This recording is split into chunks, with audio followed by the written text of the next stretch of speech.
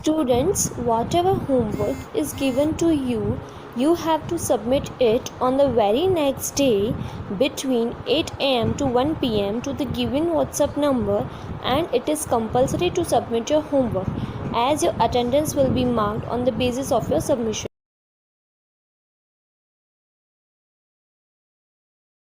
Exercise F. Match the following. First, dams.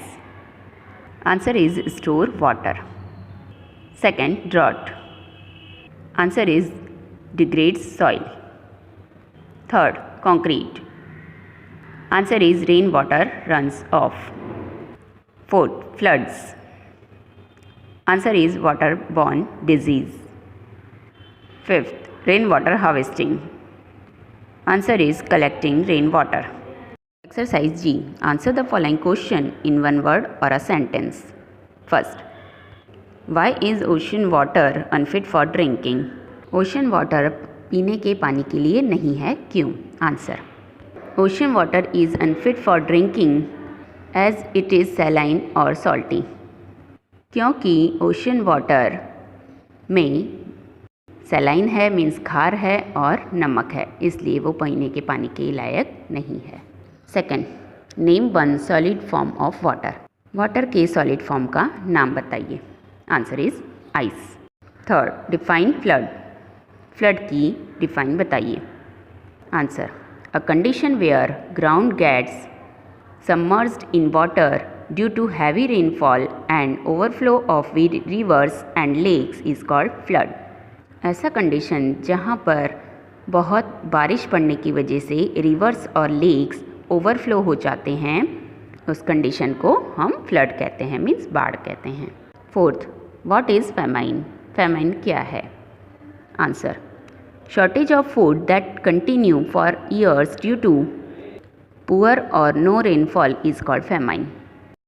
Continue बहुत सालों तक बारिश न पड़ने की वजह से फूड और वाटर की शॉर्टेज हो जाती है, उसको फेमाइन कहते हैं. Fifth, write one use of dams. Dams का एक यूज़ बताइए. Answer, dams are built on rivers to hold back water for preventing floods. Dams rivers में बनाए जाते हैं ताकि वह वाटर को होल्ड कर सके और फ्लड से बचा सके.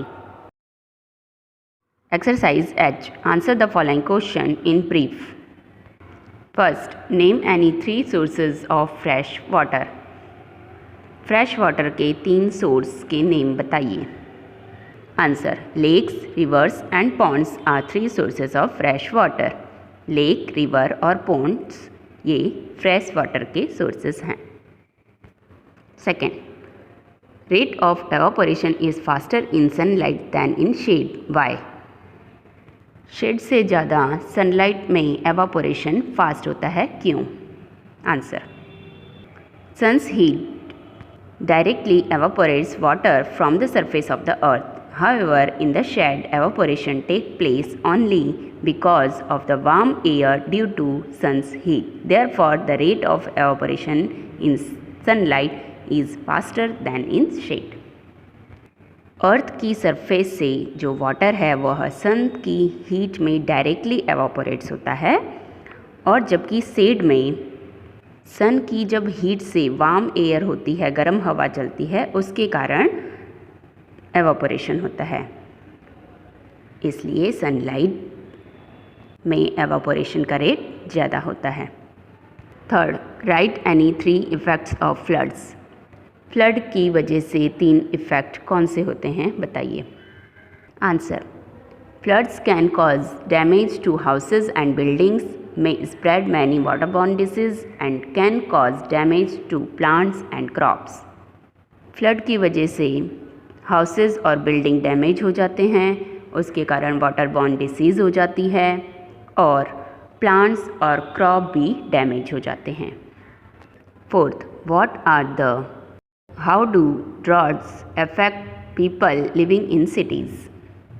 जो लोग सिटीज़ में रहते हैं उनके लिए ड्रॉट कैसे इफ़ेक्ट करता है.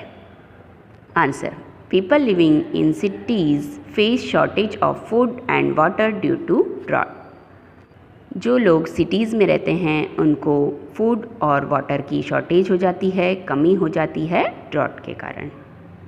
Fifth, define rain water harvesting. What is roof top rain water harvesting.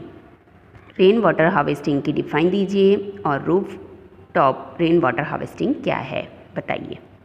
Answer, the process of collecting rain water from rooftops or surface catchments and storing it is called rainwater harvesting.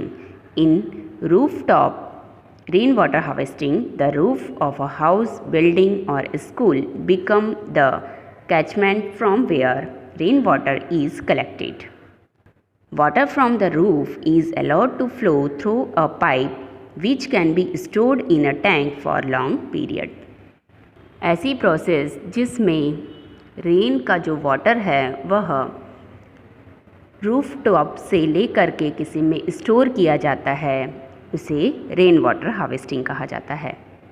और roof top rain water harvesting में किसी houses या building या school के roof में से rain water को collect करते हैं और फिर रूफ में से एक पाइप के थ्रू उसे फ्लो किया जाता है और किसी टैंक में स्टोर किया जाता है लंबे समय के लिए। उसे roof top rain water harvesting कहते हैं। I answer the following question in detail. First, explain water cycle with all the process involve in it. Water cycle में जो प्रोसेस इन्वॉल्व होती हैं उसे एक्सप्लेन कीजिए। Answer, sun's heat evaporates water from water bodies like ponds, rivers, lakes, seas and ocean and converts it into vapor, which then form clouds.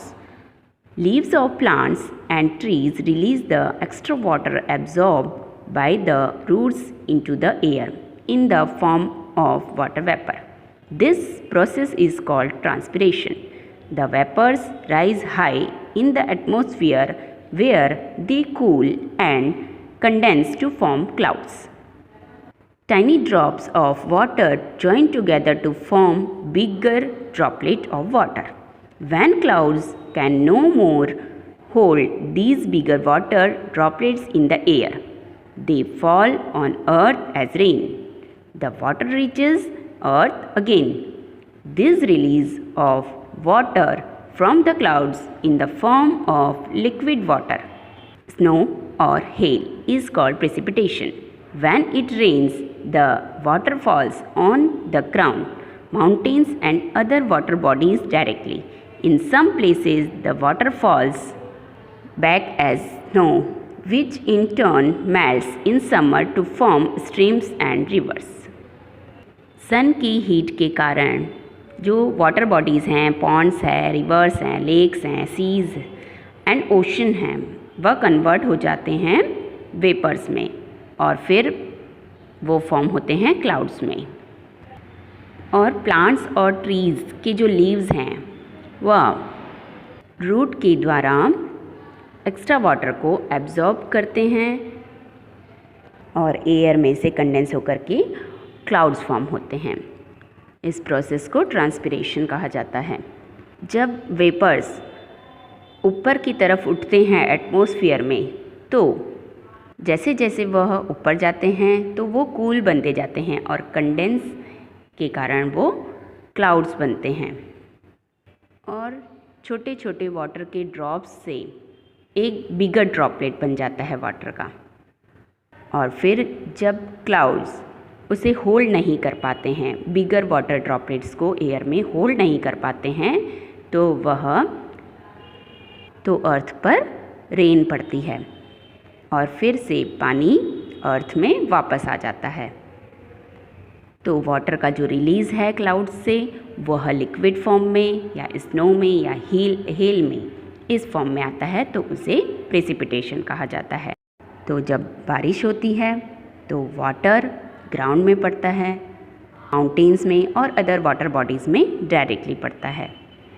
और ऐसे ही जब वह स्नो फॉर्म में पड़ता है तो वह टर्न होकर वह मेल्ट होकर वह समर में मेल्ट हो जाता है और स्ट्रीम और रिवर्स में चला जाता है और वैसे ही वाटर साइकिल चलती रहती है। Second, what are the causes and effects of droughts? Droughts के कॉजेज़ और इफ़ेक्ट बताइए। Answer, very long periods of little और no rainfall is called drought. Droughts affect farmers who depend on the rains for agriculture. Animals such as cattle, goat, and sheep suffer due to unavailability of fodder and water. Crops do not grow on dry lands. बहुत समय तक बारिश नहीं पड़ती है या बहुत ही कम बारिश पड़ती है तो उसे ड्रॉट कहा जाता है, सूखा पड़ जाता है। ड्रॉट के कारण फार्मर्स इफ़ेक्ट हो जाते हैं क्योंकि जो फार्मर्स है वह रेन के ऊपर, एग्रीकल्चर के ऊपर डिपेंड करते हैं। जो एनिमल्स हैं, कैटल, गॉट, शीप, इनको भी फॉडर एंड वाटर नहीं मिल पाता है, घास और पानी नहीं मिल सकता है क्योंकि क्रॉप्स ड्राई लैंड में ग्रो नहीं करता है।